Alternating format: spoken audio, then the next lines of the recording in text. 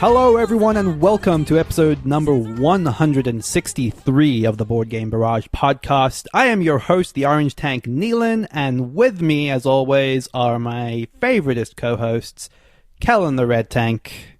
Hello. And Mark the Green Tank. Hey, but I think you're lying about that because I bet that the missing tank is probably higher on your list than either of us, so...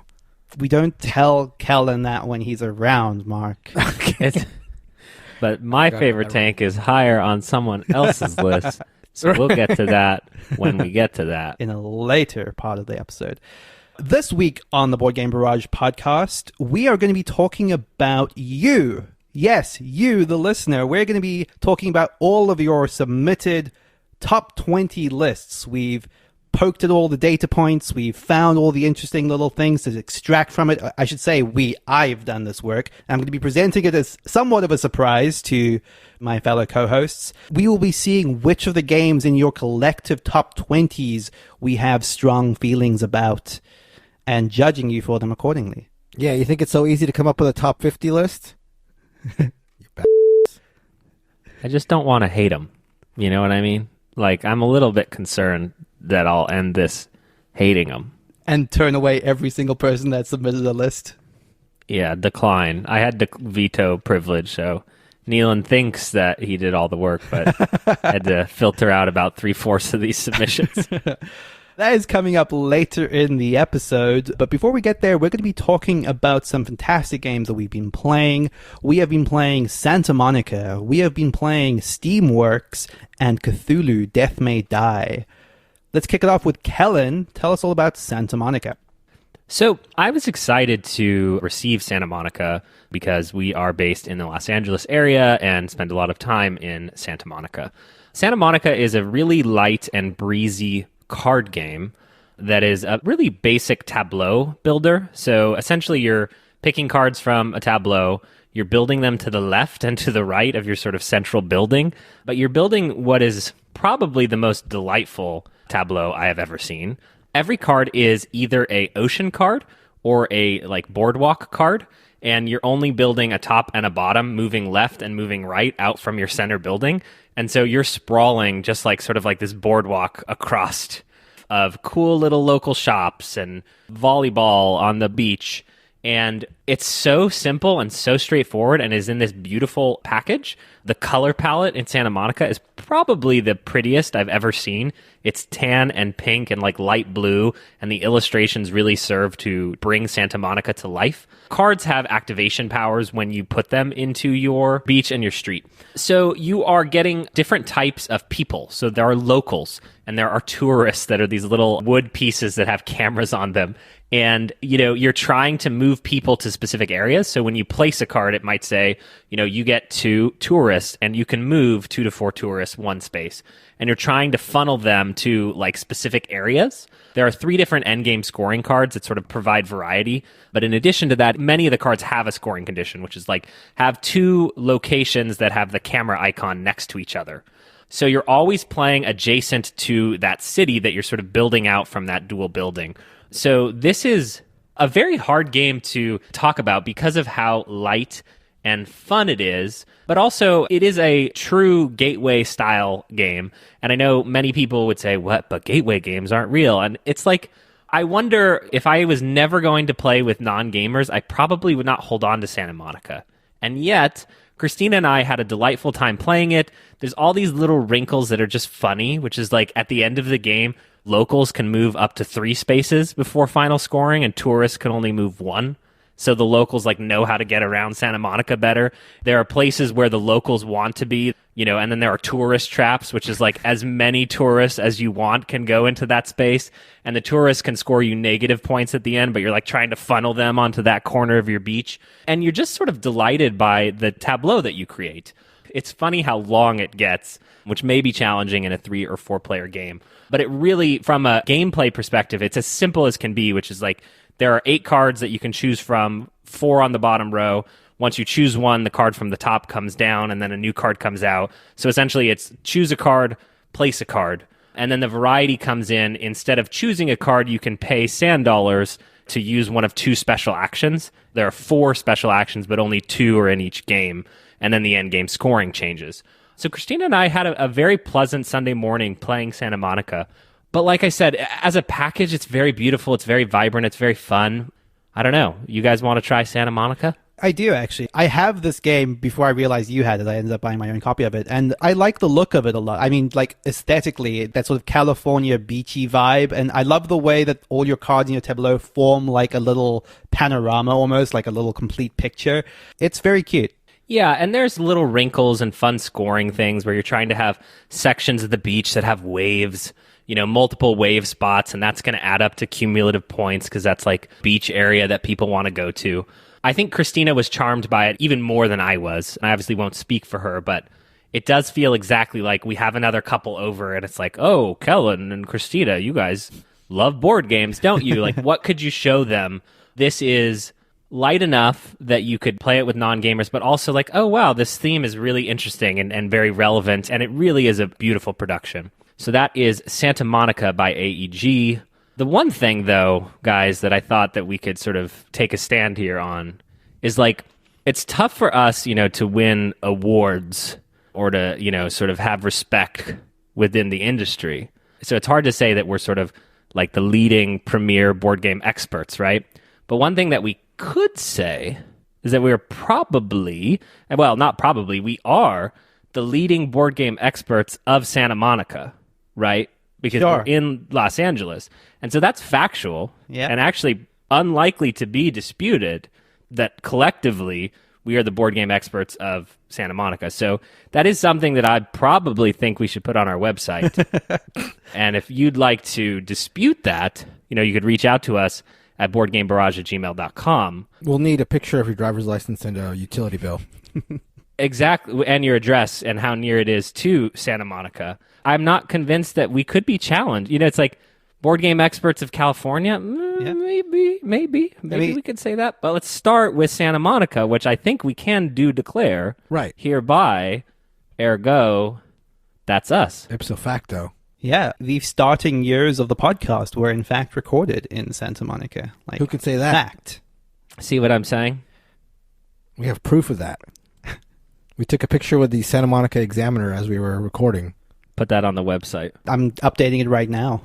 And so, AEG, it's a little offensive that Neil and I had to buy our own copies of this game, Santa Monica. Okay. Don't you know who we are? I too love Boa Steakhouse. So, I'm going to be talking about a game called Steamworks.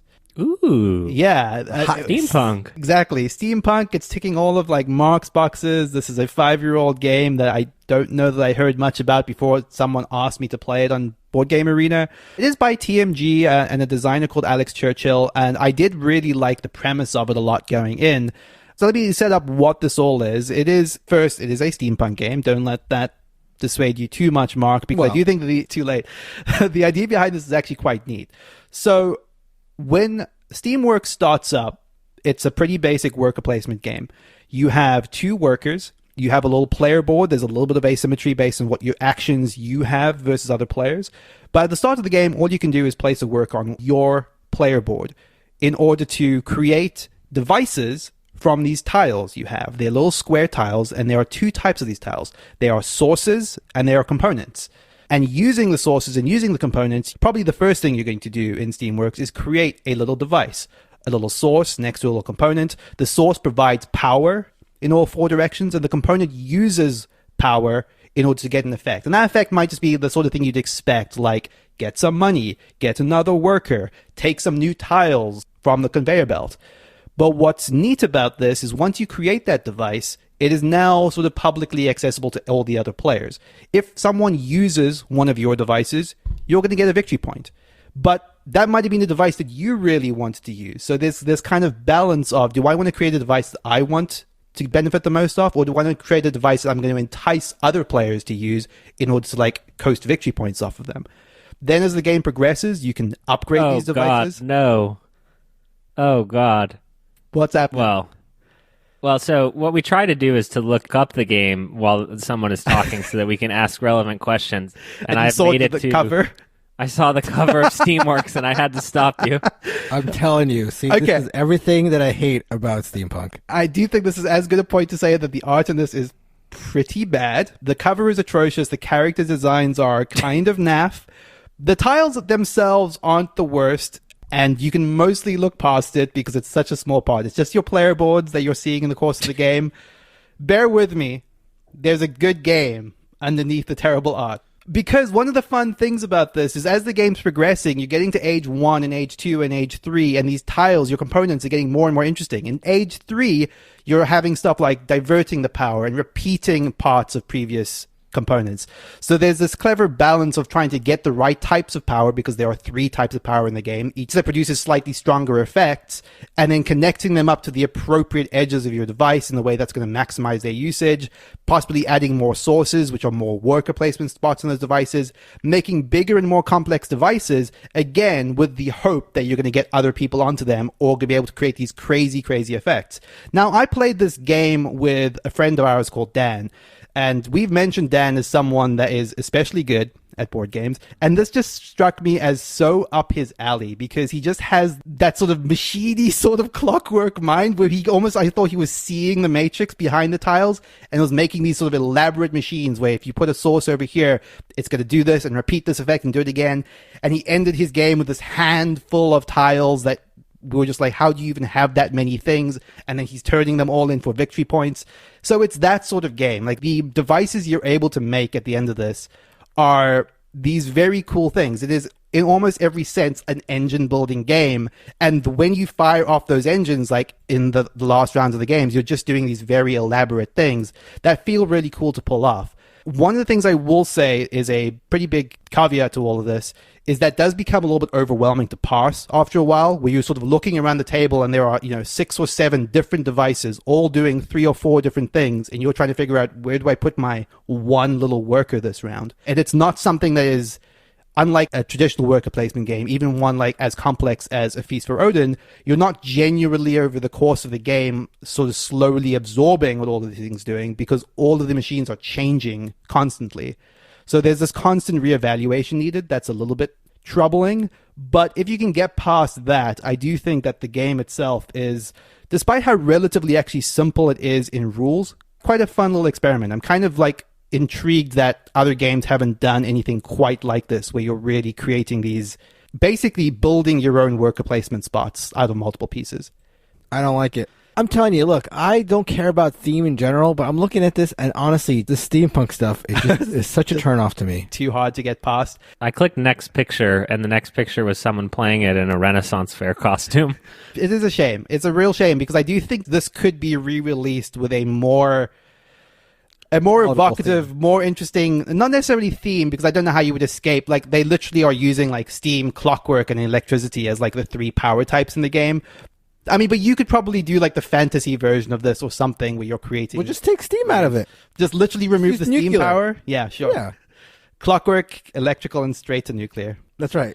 But that's a fun sort of realization, is that there's perhaps something here that's interesting or that you haven't seen before, but it needs to be iterated on. Yeah. In the way that these spaces like become better. I'm not quite following what you're doing, because it feels like this mechanical thing, but I'd be willing to try it. Well, I don't know. Maybe. I don't think it's necessarily one that we should be like chomping at the bit to play together or anything like that. And, I don't want to like make it sound like the device thing is like an overly complicated thing. You're just attaching tiles side by side. And if it's a steam to steam, then they power each other. That it's that simple. It's not like an overly complex like spatial puzzle or anything like that. But I do think that the basics of the idea is, like you said, Kellen, it's just something that my immediate reaction was, why have I not seen anything quite like this? And how could we do this slightly better? And the idea of these like building these worker placement spots that are shared is interesting. I mean, sure, that is an interesting aspect for sure. Yeah, and I always like that component in other games. Like Great Western Trail has the similar idea where you place a building and you're hoping to attract other people to it. But the idea that you can iterate on these devices and make them better over time is neat to me. It seems perfect for steampunk, though. Like that, it is a shame. I do think that intrinsically linked. Exactly. I do feel like it is kind of like a good match for that theme. Sorry, Mark. That's fine. That is Steamworks. I mean, do you think it's a coincidence that we've never heard of this game and nobody's played it? And You have to find it like in the back alley corners Bowels of of At the BGB. Renaissance Fair. That's right. I will say, actually, guess just to close this off, absolutely worth trying on Board Game Arena. It's a good implementation, as a lot of Board Game Arena stuff is. That is Steamworks. Mark, tell us what you've been playing. I've been playing with Mr. Cthulhu and friends in Ooh. Cthulhu Death May Die. Cthulhu Death May Die is a game in the vein of Eldritch Horror and Arkham Horror, and especially Mansions of Madness. I think that is the closest analog. It's a game where you are playing cooperatively and trying to succeed in a mission against the aforementioned Cthulhu and or friends. The way this works is that in the base box, there are 8 missions, and you're selecting a mission, and when you open the box that's associated with the mission, it will tell you how to build the map, it'll tell you what you're going after, it'll tell you what the minions are in this adventure, and then you get to pick, at least again in the base box, I'm sure the Kickstarter has a million variations, but in the base box, you get to supplement this mission fighting against either Cthulhu or one of his friends. I forgot the name. Of course, we selected Cthulhu in our first adventure, because who's going to pick a friend when you can take the main man? And you are, again, just trying to accomplish your mission. What makes Cthulhu Death May Die different than previous iterations? There are a number of things. I think the biggest thing, the most attractive game mechanic in it is that, again, with all these Cthulhu games, insanity is part of the recipe. Cthulhu Death May Die is no exception. What's happening in Cthulhu Death May Die, though, is as you go up in insanity, as you gain insanity, you are hitting thresholds on your player board. If you hit the end of your insanity track, you die. Okay? But as you go up, you are unlocking abilities by gaining insanity. So there's a balance where you want to gain insanity because you're getting stronger and stronger and stronger as you do. But if you get too far, your game is over. And that getting stronger as you gain insanity comes in the form of getting extra dice that you're going to be rolling, because this is a dice rolling game. So you are permanently unlocking extra dice on all your rolls as you gain insanity. You also have asymmetric characters, and as you hit various thresholds on your insanity track, you're going to level up any of your 3 skills to potentially their maximum, where they're rule-breaking powers potentially. The other big thing about this game is, and this is especially for players who have played Mansions of Madness, it feels like a very streamlined Mansions of Madness. Mansions of Madness, you have all these map pieces, and you put together the map, and it becomes this big sprawling thing. With Cthulhu Death May Die, there are only a handful of map pieces. I mean, I think it's something like a dozen, but all 8 missions are based on you manipulating these 12 map pieces. That doesn't only apply to the map building, but also the enemies. Again, in Mansions of Madness, you have a bunch of different minis representing a bunch of different enemies. Cthulhu Death May Die, there's only a handful of enemies, and each mission, you'll only be dealing with 2 or 3 types of enemies. So it's not like you have to go through the box and find the enemy and all this stuff. The streamlined nature of it applies to the rule set.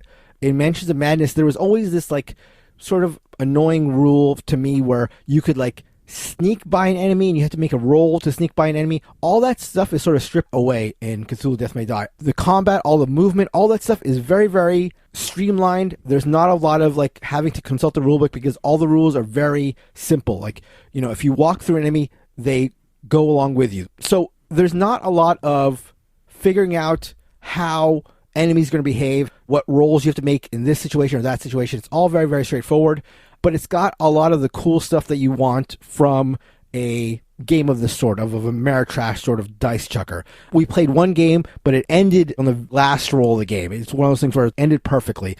You know, the insanity thing felt really cool. It felt like something you wanted to sort of be careful about. There's ways to mitigate having your character gain insanity, and sometimes you didn't want to. Sometimes you let your character gain it because you wanted to get stronger. Did death die? What? Did it? Did death die? Did death die? I think death dying is the final mission, so we're not that far. We have not died death yet. So like Cthulhu's father? What's that? I don't know. How does he relate to Cthulhu? That's a good question. I think that's part of the story. We haven't unlocked that yet. We're very early in the story. But you're getting very excited to do that. Yes. I can't wait to die death. I'm looking forward to that. I have 2 questions for you, Mark. Yes. Firstly, you describing this as a streamlined Mansions of Madness. Now, I've not played Mansions of Madness, but I know you happen to like Mansions of Madness a lot. Yeah. So streamlined Mansions of Madness sounds like something that you would especially like. Do you like this more than Mansions of Madness? I think I do. I mean, there are pros and cons for both sides. I think the biggest con for me for this game versus Mansions of Madness is like side-by-side comparison is it doesn't have any of the app stuff. I think some people find the app stuff annoying, but I think Mansions of Madness handled the app stuff so well that it was more sort of interesting and immersive and stuff. There were aspects of the app integration that I really liked with Mansions of Madness. I think the decision not to have an app in this game is fine because it doesn't need one. I mean, because the rules are so, again, streamlined and the combat is so streamlined that you don't even need that kind of stuff. But there was, the narration and stuff helped make things more evocative and draw you in. That's not in this game, but this game is just real simple to set up and play, and I think that's a trade-off that I'm happy to make. Cool. So do you own this? Is this yours? Yes. Do you have the 22-inch high plastic? I do not. Then why even bother? Yeah, I know. I was just looking at that thinking, what am I even doing? No. I really feel like that was like Eric Lang looking at Sandy Peterson and saying, "Come at me, bro." Yeah. I was going to go with, I have a bigger E-peen than you, but we probably shouldn't go with mine. Getting him back for Chaos in the Old World. Wow. Yes. That's actually sort of a good topic to talk about here. When I started learning the game in preparation for playing it, I saw how, again, streamlined the boxes. There's, it has nice miniatures and has all this stuff, but it's not like as gaudy as I thought, and I realized that's just because a function of just having the base box, and I was worried like, oh, I just have the base box. This is a game that seems like it lends itself to having all the Kickstarter stuff. But honestly, I think maybe, and I don't speak from experience, but the idea of like having all these extra boxes would sort of take away from the strength of this game being it's so easy to set up and play. I can definitely see if somebody was really into it and played all 8 missions and wanted more, definitely having more stuff would be great. But I'm more than happy, and I think the base box is really all you need if you're looking for a game like this. And then, Mark, sorry, I know you're extremely susceptible, I would say the most susceptible person I've ever met or known to the quarterbacking problem. Yes. So how did all the other players prevent you from quarterbacking the shit out of them during Cthulhu Death May Die? Well, if we're going to be honest, I'm going to say that when it comes to cooperative games, I try to very, very much not quarterback because I just think it just makes it feel like a solo game, and it just is annoying, and you're just ruining everybody's experience. The thing is, this game is, again, so easy to understand that, like, you don't really need to walk somebody through what they should be doing on their turn. The decisions are there. That's not to say that the one path is definitely the way to go. I mean, the player I was playing with and I, like, discussed strategy. Like, maybe, do you want to follow me here? Do we want to split up? What do we want to do? But it's not like you would say, oh, no, wait, you didn't realize that actually if you did this, you have a better chance of it succeeding. Like, there's no complicated game aspect of it that makes you feel like you have a better grasp of what to do. It's like, okay, there's that. It's clear. Do what you think you should do. Can I translate that, what you just said? Yeah, go ahead. So how does Cthulhu Death May Die solve the quarterbacking problem? And Mark's answer is, just roll the dice, you idiot. Sure. If that's what our listeners took away, then... We can cut out, actually, you could just put that in. Right. No, I won't do that. Okay. But do you want to say it? No, I'll roll leave the it dice. to you. I'll leave it to you. Just. I'll leave it to you. We'll make it a Callan special. So that is Cthulhu Death May Die. Let's get straight into our featured topic. We are going to be looking at all the lists that you all sent in to us. We've been, for the last few weeks, asking you all to send in your top 20 board games of all time. Thank you to everyone that did, first and foremost. We received literally hundreds of submissions, and that was a lot more than I was expecting, and a lot of data to sort of have to wrangle and sort of produce some sort of meaningful result at the other end of. So thank you for that. So to clarify a few things up front, I'm the only person that has seen all of this. I am the master of all of the data, the holder of all the keys. And Kellen and Mark are going to be somewhat surprised, I think, by the results that I'm giving to them. There will be questions along the way, little points to be earned. Oh, wow. Yeah, points. this is a competition now, boys. Perfect. Oh, wow. There were a lot of very interesting lists, and it's going to be interesting to see like how much of that bears out in what I've formulated as the top 20. But there were also a lot of very unhelpful lists. Someone submitted Hanabi 9 times with innovation as their 10th pick, which made me laugh at least. It wasn't me. Someone was very kind to include the release year at the end of all of their names, which was cute, but not really helpful to me when I had to strip them all out of the names. And a lot of people don't know where the apostrophe in Solkin goes or how to spell calendar. So that was also fun. These are it's like, and it's Feast for Odin, not the Feast for Odin Right. or a Feast for Odin.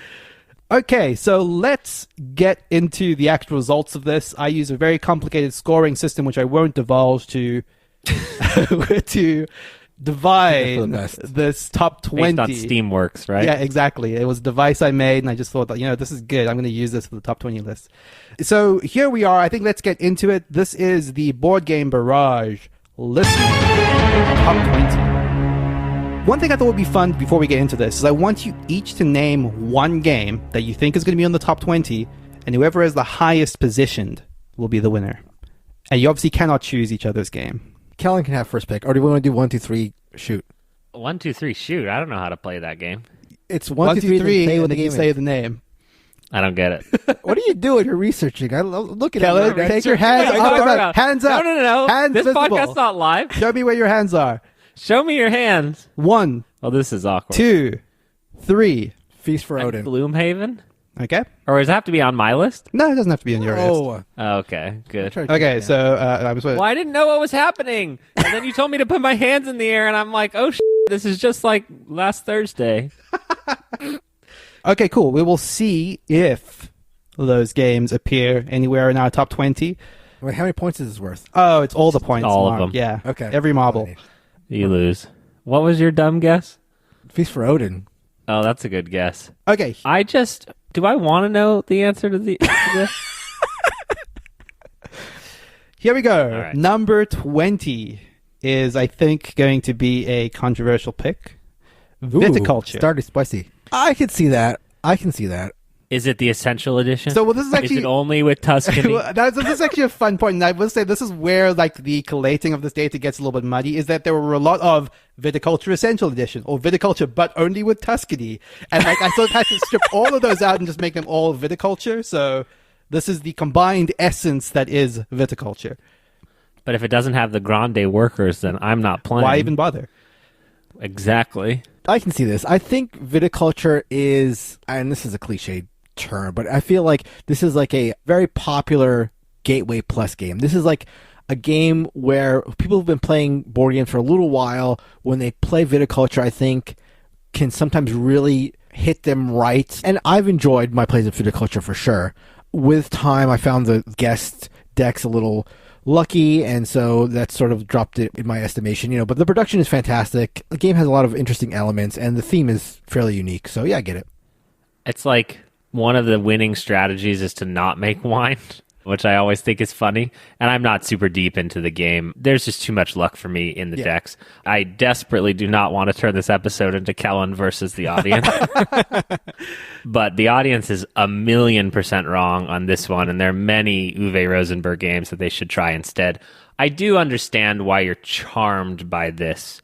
And there are elements that I do enjoy. I enjoy the turn order and when you want to wake up and what bennies that you get depending on when you're willing to wake up. There's fun stuff here, but I think it's way, way too long for how much luck is involved in those decks. Yeah, I agree. And I know we're going to get some emails. You can mitigate the luck, blah, blah, blah, blah, blah, blah, blah, yada, yada. Okay. I will say that I still have actually to date not played Viticulture as someone that probably likes a Stonemaier game a lot more than anyone else does. I should play this at some point, at the very least. I know it was quite beloved in our gaming group for a time, so I feel like I just missed that wave a little bit. I'd certainly play it. You can play with the Uwe Rosenberg deck. Yeah. Oh, yeah. Number 19 is equally controversial from my perspective. This is Everdell, and this just comes in the wake of us having a very long conversation about Everdell in the Discord recently. I was not a huge fan of Everdell. I think, Kellen, you like this a little bit more than I do. But Everdell is a charming game. I think it is a lovely production. I definitely understand why people like it as much as they do. Yeah, this one doesn't surprise me. I think there's a lot of love for Everdell. I have not played it, but I know that Kellen is a big fan of the tree, Standy. I am, yeah. I love that tree gets in the way of you seeing anything. That's very nice. I think that I have no love for the sort of like, it's Redwall, but it's not. I am no longer charmed by board games. It's been replaced by a deep cynicism. And Everdell is one, though, that the people who love it like really seem to love it in a way that makes me sometimes second guess, where I netted out on it. And, a listener reached out to me just last week about Everdell and said, hey, would you reconsider playing it, if I picked the expansions that we played with? And I would love to. Yeah. To be clear. Like, I enjoyed the first game. It's like, there's more here than not. But there is a lot of specific card combos that you're looking for. And the function of the game ending, everyone gets to sort of finish the game on their own terms is weird.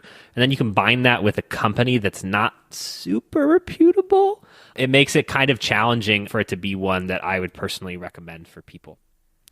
I think that is a good point. I think with the expansions having come out since and more being on the horizon, it is definitely one I'd be intrigued to revisit. Number 18 on the listener top list is Orléans. So far, I hate it. You hate our listeners. So far, they haven't said one good game yet. I don't understand. I will definitely contend you on this. I think Orléans is an excellent game. It's in my personal top 50. Excellent little bag builder. Lots of charm. It's definitely got a little bit of luck to it. You're not rotating through that bag, so you're just constantly picking chips out and hoping for the best. But, despite that, it's a very pleasant experience. I've not played Orléans, but I really do want to. I think I would enjoy it. The raised eyebrow for Orléans is always everyone saying it has a great co-op mode and a great regular mode, and it's sort of like, okay, yes, I'm sure it does. But is it better than Altiplano? For my money, it is. Yeah. I know. Everyone says that. The number 17 entry on our list is probably just skimming the rest of it, the most recent game on the top 20. This is PAX Pamir 2nd edition. Also one with a lot of love in our Discord. Yeah, I can get behind this one. This is in my top 50. I really, really enjoy it. A lot of people who like flavor text, historical flavor text in the house. Yeah, that's definitely why they love it, Mark. That's right. They love just reading about it. No, PAX Pamir is great. I moved on from it just because I didn't think that we would play it as much in our collections. But the collector's edition is amazing. Even the regular edition is amazing, right? I think the collector's stuff just had the metal coins, if I recall correctly. But the regular has the resin cubies and the cloth map. Yeah, no, that's all great.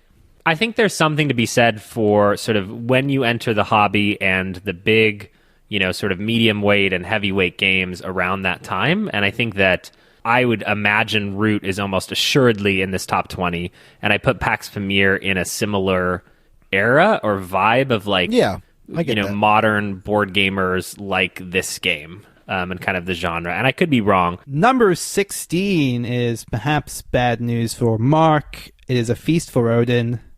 What? Maybe not as high as he would have liked. Kellen had Gloomhaven. Okay. What do you mean? I'm getting one or two, you dummy. A Feast for Odin is, God, what do I have to say about A Feast for Odin? It is my favorite board game of all time. It should be higher on your collective lists. It's excellent. I'm very glad to see it recognized in the top 20. Our listeners have good taste. Definitely better than Resistance, right? Yeah. Okay, so... Definitely. The question here, right, is whether or not innovation or Biblios is higher. I actually expected that we could see either of them, but the closer we get to the top 10, the less likely I feel like we are to get them. I think innovation will definitely be top 10. Really? Yeah, I think innovation will definitely be top 10. You think innovation is more popular than Biblios? I mean, I'm trying to spread the word, but I don't think enough people know about it. I see. Well, your game is more popular than my game. That's not true. I don't know. I just wanted to say it. Okay, that's fair. Number 15 on the list is Terra Mystica.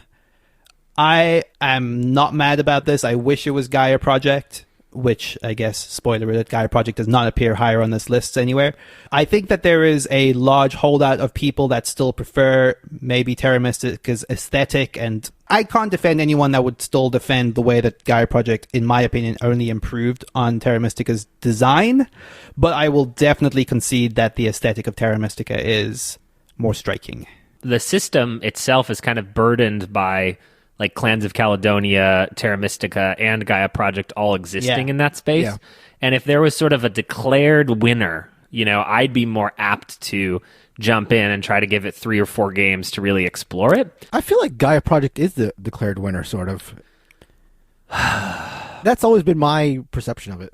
Well, they're both in the top 20 on BGG. Yeah, I believe Gaia Project interesting. is higher on BGG for what it's worth. I actually have it open right now. I can just double check that. But I think it's also 5 years newer, right? Yeah, exactly. Which I feel makes like it all has a funky, huge, of course, Take that as you will. Gaia Project is higher on BGG. It is, as Kellen said, a newer game. But yeah, I don't know. I know that certainly just taking our Discord as the temperature gauge, whenever we mention Gaia Project, the Terra Mystica, the defense force, resistance exactly, comes in. Is quick to defend. I think that's true. I think that it was Gaia Project as the declared winner, and the last year or two has seen the resistance kind of surge back. Sure. That is my feelski on it.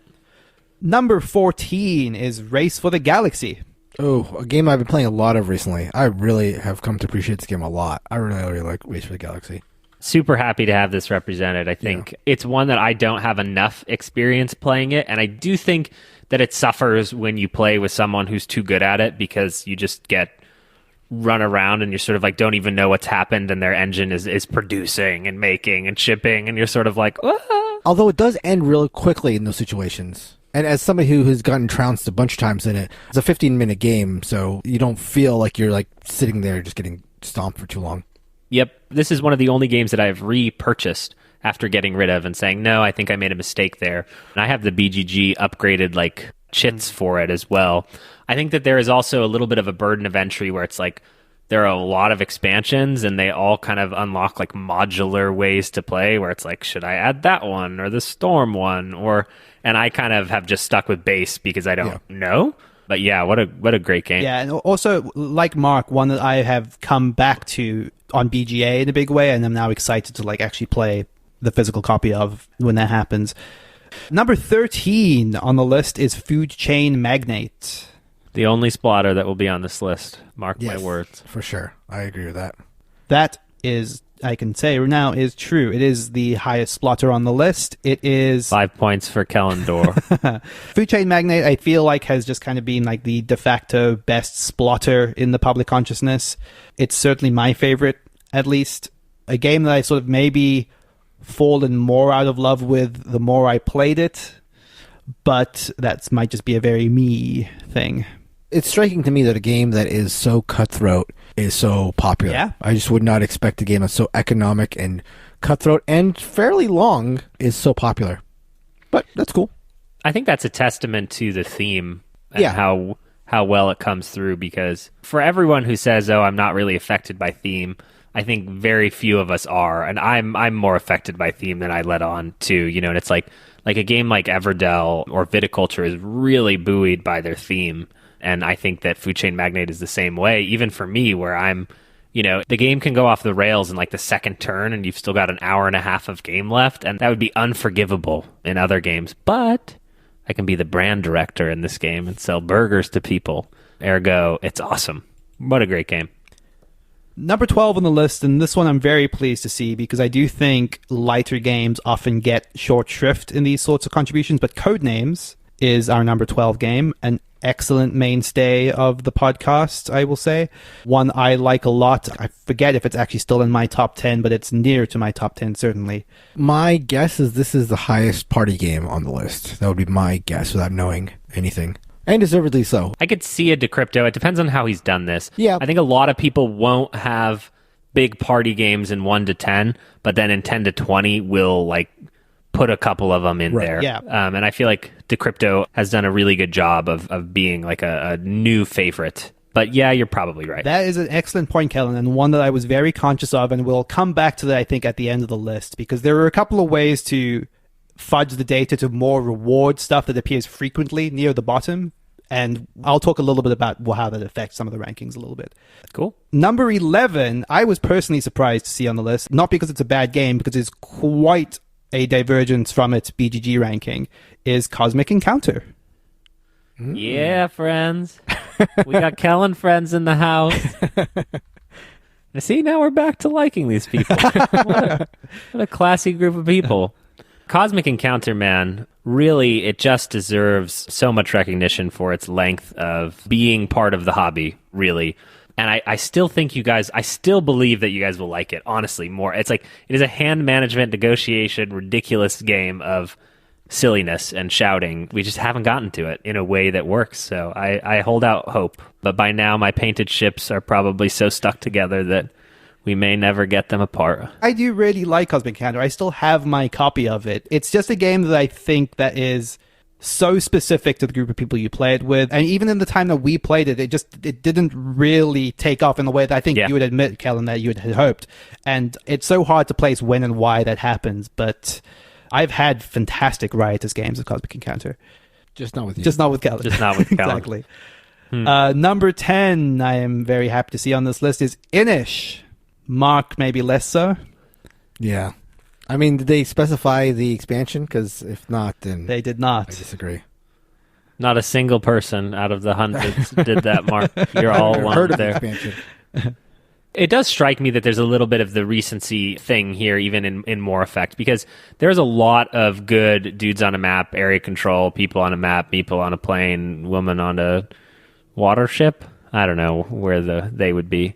But Inish is relatively the newer one, and it does things, it marches to just a little bit of a different drum than some of the other ones, so it's cool to see it represented. Yeah, and I also don't think that this is in the BGG Top 100, so also quite a big divergence from its BGG rank.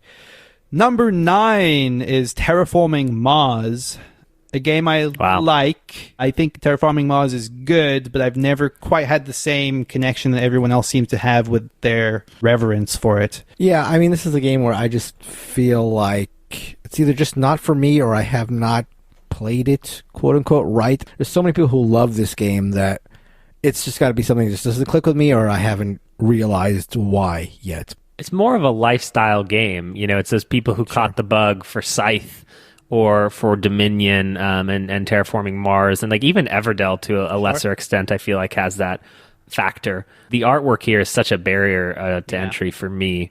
I've never played Terraforming Mars. I gave it to my board game Barrage Secret Santa because he or she wanted it, and so I got it. I have the app on Steam. I'm excited. I want to try it, but it's like play it with Prelude, but not these optional blah, blah, blah, blah, blah, blah, blah, and it's like, how do this game? I think that's one of the things that's so hard to talk about when you even say that Terraforming Mars is good, is it's got to be prefaced with, oh no, but you have to play it with this, and you have to play with the drafting rules, and you have to have this expansion thrown in, and it's like, okay, that's a lot that you're just adding onto the base box here to make it good. Number 8 on our list is definitely going to make one of the hosts happy. It is Innovation. There it is. Top 10, baby. So I'm mildly disappointed that Mark was right about this. It's more popular. I do believe that Innovation has had a little bit of a resurgence. My take 5 years ago was that Glory to Rome was Carl Chudyak's best game, and that Innovation was too chaotic. And, you know, I'm not going to say I helped with that, but maybe I can say I helped with that. No, please. Christina helped with that. How about that? We'll give all deference to my partner. Innovation is amazing. You're all amazing. I take back everything that I have said previously. Thank you for electing Innovation to this high rank, and obviously Biblios will not get anywhere near this. I'm getting my victory speech ready because I know Biblios has to be higher than 8. Yeah, I'm very grateful to you all. Thank you. I was actually a little bit surprised by Innovation here, honestly. Like, and I this is the point where I started to wonder how much of this may easily have been provoked by just how often Kellen and Christina have raved about Innovation to our audience as a very, like, hey, get this game for $10 and you won't be disappointed by how much game is in that box. It's got a lot of love in our Discord server, but I didn't expect to see it this high on the list. Very cool. Number 7 is Root, as Kellen predicted, and I think we all saw coming. Root is also much, much loved in our community. Another game where I just find it just amazing that a game that is like a more or less a coin game is like super, super, super popular. But it goes to show what a good design and good theming and good art can do. I mean, it's obviously a solid game, but if you told me that a game that is coin adjacent would be super hot, I would not have believed it a couple years ago. I think it just in the back of my head, and this is in my top 50, I think it is literally number 50. I love the different maps and the deck and what I have to explore. But in the back of my head is, echoing Shut Up and Sit Down's review, where it's sort of like, is the game figuring out the powers of your faction, or is the game, what happens after that point? And, for me, I think Cthulhu Wars just has more divergence in how you can play your faction that I would net out that way. But I think Root is a more complete and better product probably than Cthulhu Wars, if that makes sense. Number 6 is where Kellen gets paid. It's Gloomhaven. Oh, man. Only number 6? I thought I had number 1, 2, or 3 in this family feud. Damn it. What? Ooh, this actually does give us another opportunity to play the game again with the top 5. Oh, yeah. Another game, gentlemen, that has not been mentioned. You kind of mention the same game as each other, and the highest placed wins. Man, this is tough. In the meanwhile, while you think about that, I will just wax lyric about Gloomhaven, which is a fantastic game. Gloomhaven Jaws of the Lion is somewhere in a little bit lower down in this list, so it is catching up in the same way it did on the BGG rankings, but I have nothing but positive thoughts to say about Gloomhaven, which is such an excellent experience, one that I'm still playing literally every week. I played this last Friday. We're playing it on Tabletop Simulator. It just never stopped happening despite the pandemic and continues to give us so much joy in my little Gloomhaven squad. All right, I'm ready. Yeah, I'm ready. Okay, ready for a 1, 2, 3 shoot? Hands up. 1, 2, 3. Spirit Island. Trail. Yeah, Great Western Trail was the other one. I also had Brass as a potential. But I'll take Spirit Island. this is going to be funny. Number 5 is Great Western Trail. Damn it. Sucker. I mean, Scythe is going to be there too. Oh, Scythe. Yeah, of course. Yeah. Great Western Trail. Thoughts, anyone? Mark, you've probably played this more than either of us, I think. Is that right? Yeah, I played it a couple times. I really, really enjoyed it. I think it's great. I've yet to play it with the expansion, which I hear really, really helps the game out. But yeah, no, it's a fantastic game. I'm curious how things will shake out after Maracaibo has been around for a little while, because Maracaibo does a lot of the same things as Great Western Trail. It's not as elegant, so I can see Great Western Trail holding out and sticking above Maracaibo, but there's a little bit more going on in Maracaibo. Both great games, but yeah, this is deservedly high on our list for sure. Well, they're re-releasing this one, right, with 2 expansions. 2 like the whole new standalone versions, I believe. I feel like this is helped by the theme a lot too, where it's like a great solid Euro game that's just made accessible or more accessible by its right theme. There is something that's just like so delightful about literally having a deck of cattle and like that you're literally swapping out. Like it's charming in and of itself. Number 4 is Spirit Island. Okay, I still won. 5 and 4. Hey, I still won by 1 point. I'm logging it. Yeah, Spirit Island's on my top 50 list. It is an excellent cooperative game. Surprising for being quite a heavy cooperative game, one that I found so rewarding, even through repeat plays, especially through repeat plays, because of how much variety there is in the spirits and like the scenarios you can have. I feel like, and maybe this is just a recent thing in our Discord community, but I feel like more people are coming to it. I've seen a lot of people saying that they're playing it for the first time recently, or asking for suggestions for their first games. And I'm so thrilled that more people are discovering Spirit Island. Makes sense during a pandemic to play like what's thought to be one of the top co-op soloable games out there for sure. It makes a lot of sense. And especially one that's actually very, very good at 2 players as well. Right. Number 3 is Brass Birmingham. So there was a delineation on our list between Brass Birmingham and Brass Lancashire. And for what it's worth, if someone submitted just Brass, quote unquote, I counted that as Lancashire. So Brass Birmingham still number 3. Wow. One thing I actually will say at this point is no matter how I sort of fudged or recalculated the data, our top 5 was pretty consistent. So this is the de facto top 5, and these 3 games didn't move at all. Brass Birmingham at number 3. Great game. Totally fantastic game. I haven't played. Yeah, we should definitely do that. I think you'll like it. Yeah. It's like weird, and it's designed really well. It's got like enough rough edges that it's like a unique experience. I anticipate like yeah. And it's so interactive as well. So I just really think that it's the heavy economic game that I'm the most confident that you will dig. Number 2 is actually a game that I don't think anyone's mentioned yet, surprisingly. This is Castles of Burgundy. Wow. Okay. Yeah, it makes sense, but shows that we're not that influential to our audience. I really enjoy the game. I definitely really enjoy the game, but yeah. I don't think it's on any of our top 50s. maybe? I think it is in Christina's Okay. top. Oh, that's right. That's right. It's in Yeah. top 22. I think we recently played a game with a listener, and I was happy to see that my strategy of pretending not to be in first place helped me win the game. I came out on top. I think this one is great. Yeah. I have a little bit of wrinkle where everyone using different player boards is like rough in a Euro game where your scores are sort of all really related to each other. And I'm like, these boards can't be balanced. And yet they all are, except for number 9. I know, blah, blah, blah. A fun game to just think about what you could do on any individual turn. And in some ways reminds me of like Trois, just without any way to touch each other. And I just love touching. No? No. Too far? No. We've tried to talk to you about this.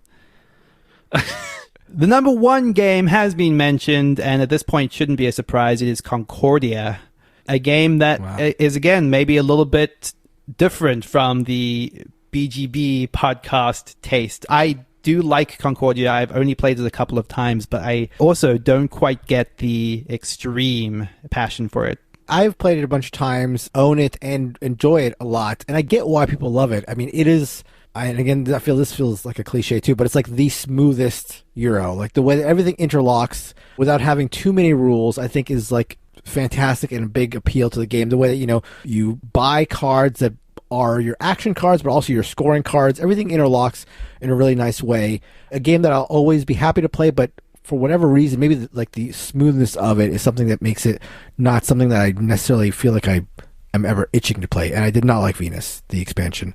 There is that multiplication of scoring and calculating your score that I just personally bounced off of. I will say that it being our listeners' favorite game has kind of like provoked me wanting to, I do want to play more of it. Like, I think that the time I played it first a long, long time ago, and the time I played it more recently, maybe a couple of years ago, I definitely did not come away thinking it was a bad game or anything like that. But I feel like I need to dig into it more to like kind of get below the surface and see what people really, really like about it. It's worth saying that it was a pretty clean between first and second place. There's like, a 10%, 20% differential in the score that I assigned to these games. So it was a pretty clean win for Concordia. So speaking of our listeners' number 1 game, Concordia was one of the first games that I ever played against our listeners online, and I beat them all. So I beat you all at your favorite game. What do you think about that? So that is our definitive listeners' top 20. Yeah, not ours. Yeah, no, Do sorry. not Yes, get that mixed up. BGB Listener top 20. Thank you, everyone, for submitting yours. Before we end, I had some like fun little bits of trivia about the list I thought would be worth going into, and maybe just a couple of fun little questions for the two of you, little pop quiz. So firstly, I want to allude to something that came up earlier when Kellen mentioned like Decrypto possibly being higher on the list. There are a couple of ways that you can calculate these scores, and one of the ways I did it as a test was sort of like blurring the results. So sort of just saying that, okay, if you're in the top half of the list, get 2 points. If you're in the bottom half of the list, get 1 point. And that helps to reward games that appear frequently in the bottom of people's lists without being overshadowed by games that are like positioned right near the top. And when you do that, party games win out. So stuff like The Crew rises into the top 20 by 10 or so spots, and Decrypto moves up to sitting at like number 21. That's really it is actually one of those just interesting little things, and maybe a little bit to be suspected. People like these games, but there is this sometimes a little bit of a bias to say like, this is not my favoritist game, but a lot of people love it. That's cool. No Reiner Knizia games, right, in the top 20 at all? No Reiner Knizia games in the top 20. I am going to very quickly skim down to see what the highest one I can see is. Oh, wait. I'm going to say that the highest Reiner Knizia game is, I'll say it's Tigris, but I don't Quest think for it El is. Dorado. Oh, probably. That's a good guess. So the highest Reiner Knizia game is number 34, and it is Tigris and Euphrates. Okay. That was my other guess. But if that was like 10 years earlier, I feel like that would be in the top 20. For sure. You know what I mean? Yeah. Oh, yeah. Quest for El Dorado is number 40, so not that far behind. Yeah. And if you fudge the numbers like Neelan did, Yeah, exactly. That can sound you smart can put too. it up wherever you want to. One thing I thought was interesting was kind of looking at games that we had on our list that didn't feature at all. So one thing I thought was a fun question was the following. There is a game that appears on 3 of our BGB top 50 lists. It is a triple crossover game, but it was not submitted in any position by any one of our listeners. There's only one such game. So I'm going to call this the highest collective BGB loved game that was not submitted by anyone. I think I got it. I guess my guess would be Colorado. My guess is Taj Mahal. It is Oh, Taj yeah. Mahal. Taj Mahal, okay. I was genuinely surprised by that. I think Taj Mahal is excellent, and my perception of it, considering it was recently reprinted, was a game that was not only beloved, but was more in the public consciousness recently. Interesting. And who's the only tank not to have Taj Mahal in our top 50? That's right. All right, Neelan. People agree with me. We loaded the shotgun prior to the show, but what rank is Biblios? 85 on the list. 85. All that tells me is I still have work to do. All that tells me is my mission is not done. That's fine. That's keep fine. knocking on doors, bro. That's right. Keep spreading the good word. I'll do it. The Resistance is number 67. That's a social deduction game, dude. People hate social deduction games. Okay, another quick question for you. What is the only game on the Board Game Geek top 50 that was not submitted by anyone of our listeners? This is BGG top 50 game that's not submitted by any of our listeners. I have a guess. I have a guess too. What are your guesses? 1, 2, 3. Star Wars Imperial Assault? It is Seventh Continent. Seventh Continent, okay. Who knows the people better? Mark or Kellen? Interesting. You just got another shipment of Seventh Continent, didn't you? Yeah, John? I'm still waiting for my second wave Seventh Continent. I'm excited. This makes 85 look like Prom King. Okay, next question in a similar vein. Kellen, what is your highest ranked game that was not submitted by anyone? Ooh. My highest ranked game that was not submitted by anyone was I'm the Boss. It is Omen, A Reign of War, which I was a little bit surprised by. You people! And then I'm the Boss was not submitted. I'm the Boss was Christina's highest pick that no one submitted, yeah. Omen, there is a fudginess to top 20 versus top 50 that I think is applicable here because there's more games in our list. But Omen is really good and is a distillation of CCGs. Go play Omen. Go play Omen. Mark, what was your highest game that no one submitted? This is easy? All right. Yeah, what do you mean? This is it's not even a game. I'm going to say Francis Drake. It is Francis Drake. Okay. Oh, really? Yeah. Yeah. Mine was Watson and Holmes, for what it's worth. That would have been my guess. Yeah, that would have been my guess. And yeah, I think that is like all of the little tidbits I have. I think those are great. One thing also that just I thought would be fun to do is I found the people that best aligned with each of our specific lists. Oh, perfect. So my best matchers are congratulations to Nolan and Pearson Borchardt. Nolan. His name is Nolan. What? Come on, Neil. I did not submit. You weren't even trying. You got to. That is 100% legit. Nolan, you know who you are. Nolan. Mark, your best match was Tom Brennan. Tom Brennan. Perfect. That's a real guy. Uh-huh. That's a real person, Tom Brennan. Kellen, your best match is Alex. Doesn't even have a last name. Doesn't even have a last name. Christina's best match was also Pearson Borchardt, so there's a double crossover there for Pearson. Congratulations. And we should invite that person to our game group. And Alex, Nolan, and Pearson Borchardt collectively have the best BGB aligned taste. They are the top 3. In terms of the BGB, it's sort of like BGG ranking? correlating with all of our top 50s. So people that sort of like most in line with all of our top 50. Wait, so what happened to Tom? Tom Brennan, unclear. Yeah, we don't Maybe like just him. a little bit behind. But I would, Neelan, if you send me the top 20 that most corresponds to me, I do like myself. So I'm wondering if there are some other games in there I might be I will into. absolutely send you guys that. Yeah, I'll send you those after the show. That'll be fun. And feel free to match with me on Tinder. I think that's going to do it. Thank you all so much. I mean, again, hundreds and hundreds of thank yous to the hundreds and hundreds of people that submitted their lists. Especially Tom Brennan. Especially Nolan and Pearson. No, I still can't believe you said we went with Nolan. You could have gone with That any is name. You went real. Nolan? I did not fake submit that. Thank you, as always, to all of you for listening. Thank you to Heart Society for our intro and outro music, What's in Your Mind, Kid. You can find us on all of our social media. You can find our new Facebook group at boardgamebarrage.com/Facebook. We just released our newest Patreon bonus episodes. If you want to hear Kellen's spicy takes and bad opinions on the Lord of the Rings films, or his audio essay on Pixar's Inside Out, Please check that out. That is at boardgamebarrage.com/Patreon. Thank you to everyone who subscribes to us on Patreon. It's an awesome way to show your support for the show, and we really, really hugely appreciate it. We're on Twitter at BRDGameBarrage, and you can always send us an email or a question at boardgamebarrage@gmail.com. Thank you so much for listening, and goodbye. Good night, Nolan. Bye.